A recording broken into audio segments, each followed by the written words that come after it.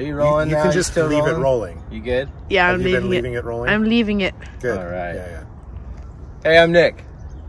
yeah. Hey, Nick. Hey, I'm Ben. And I'm Nick. And this is Commit Disc Golf. We're out here at Golden Gate Park to take a look at the course. Yep. It's a pretty legendary course. It is. A lot of history here. A lot of fun holes. More short and technical, less long and open. So Yeah. it might be tough to get a few shots of these holes here, but no matter what you take away from this video, definitely this is a place you should come play at least once if you haven't. Oh, absolutely. A disc golf course right in the center of Golden Gate Park. I mean, it doesn't get much better than that. Yeah. If you want a really in-depth look at the course and its history, go check out Golden State of Mind on Disc Golf Network. Yeah. Really good. Really good. Yeah. All right, let's take a look at this course.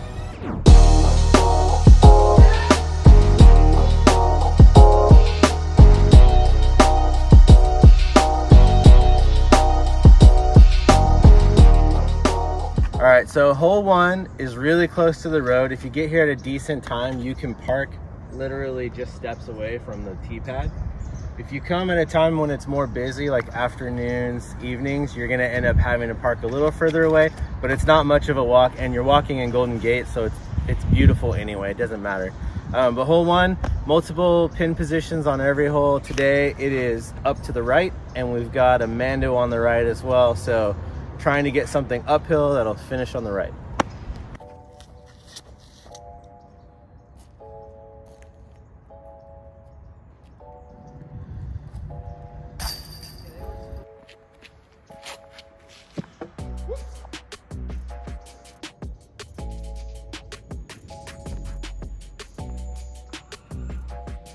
We're on hole 3, and though a lot of people that come here don't play it, there is actually OB on this hole. So there's a path that runs all the way down the hole, and on the path or to the right is out of bounds. It's important to play that because there's a lot of bikers and joggers and people just walking along the path, and we want to respect them and give them their space while they're here enjoying Golden Gate Park as well.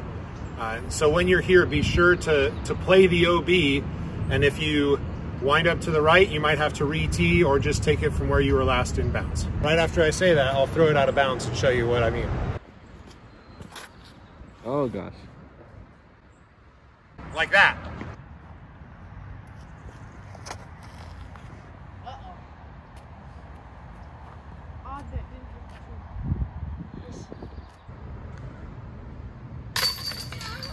So hole 4 is one of those holes that could make or break your round. A lot of people end up taking big numbers because, as you can see, there are very small specific gaps and the basket is not close. So on this setup with this pin position, I'm thinking a right hand flex line is probably the best option to get down there, but it's a hard line. Hole 5 is another one of those where the path is running along the right, and so that plays out of bounds the whole way. Like hole 4, you've got some tight gaps to hit. I like to try to head straight up the middle. We'll see if I hit it.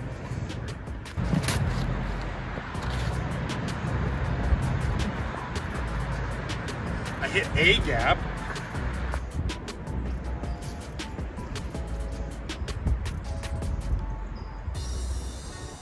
Left it a little short.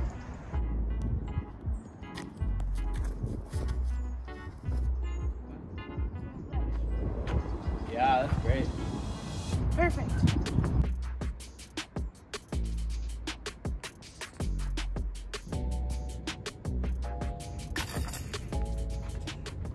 Somebody decided to build a teepee right in front of the basket, so ace runs are going to be tough.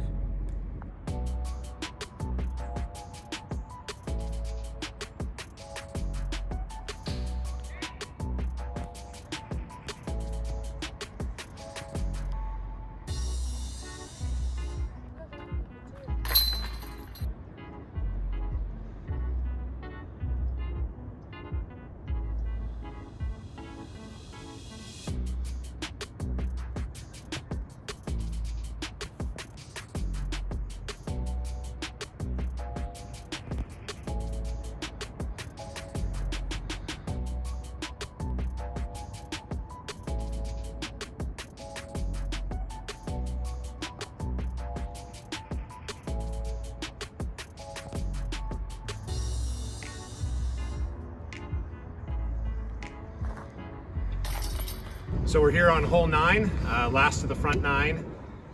That's dumb.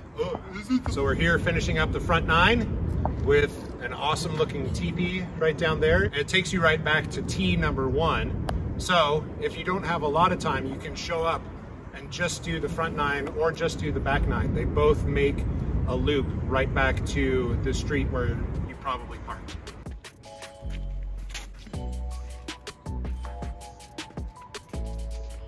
Oh.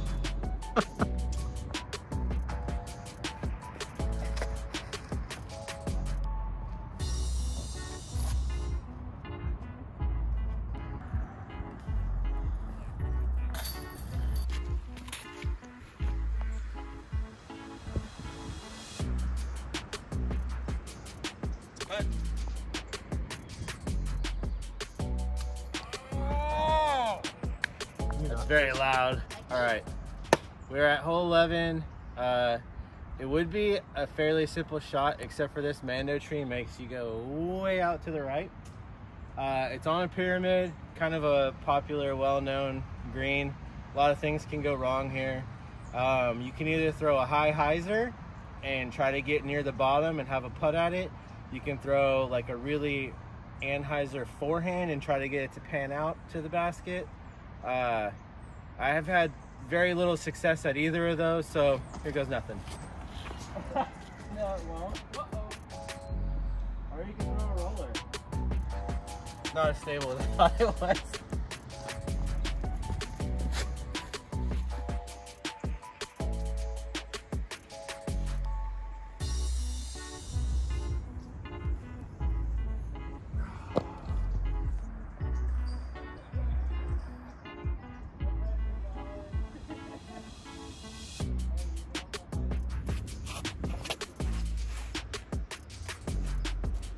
And it's gone.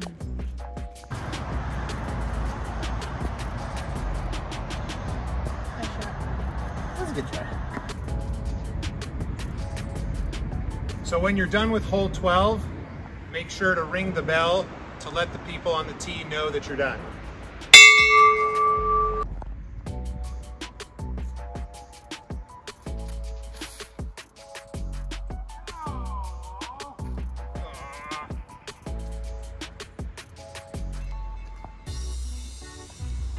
So we're here at hole 14, and just like holes 3 and 5, we have a path. This time it's off to the left. Same thing, you want to stay on this side of the path. Anything on the path or beyond is out of bounds, because we do have walkers, joggers, people on their bikes coming through, and we want to make sure that the discs aren't getting close to hitting them.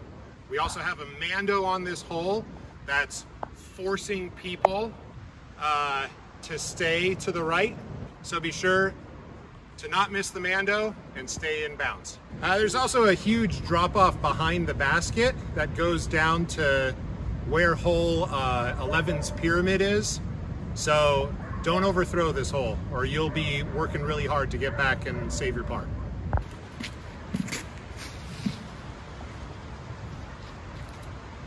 Oops. Don't go OB like that.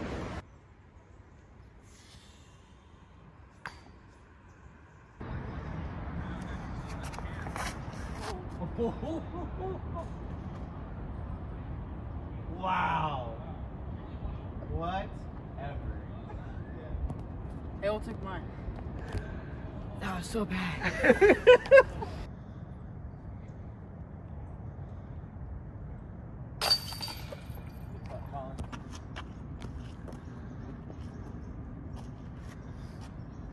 Might wait for the little one.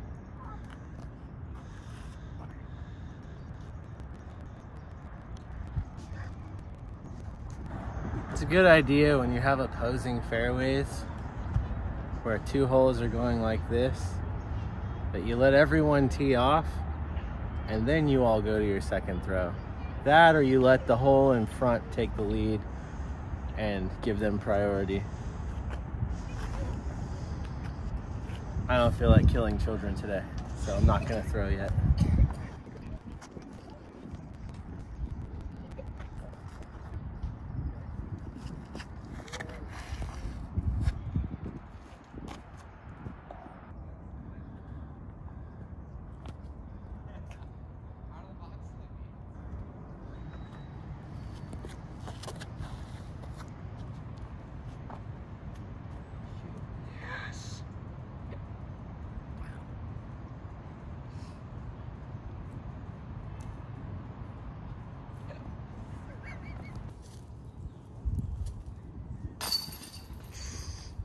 All right, hole 18, we got another path OB situation.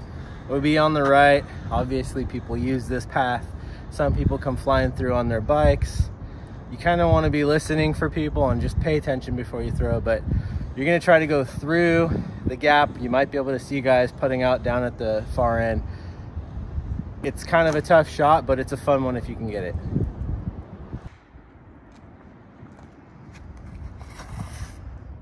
There it is. Yeah, great shot. There we go. One good shot of the round.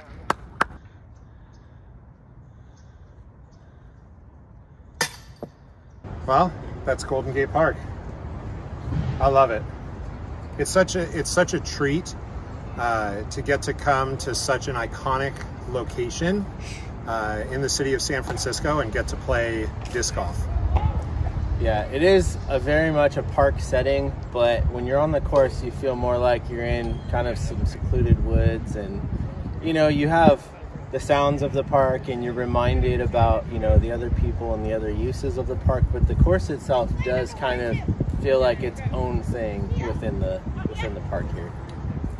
It's not close to any other parks, and so it's definitely a destination type course, like something where you kind of need to plan out a good chunk of your day to come and play it. But I mean, you're in the city, so if you want to go do some other San Francisco type things, it's definitely here for you. Yeah. But definitely worth the drive. Yeah, and it's definitely a course that you need to play at least once. You may love it, you may hate it, but you gotta at least try it one time. Absolutely. So come and check out Golden Gate Park in San Francisco, California.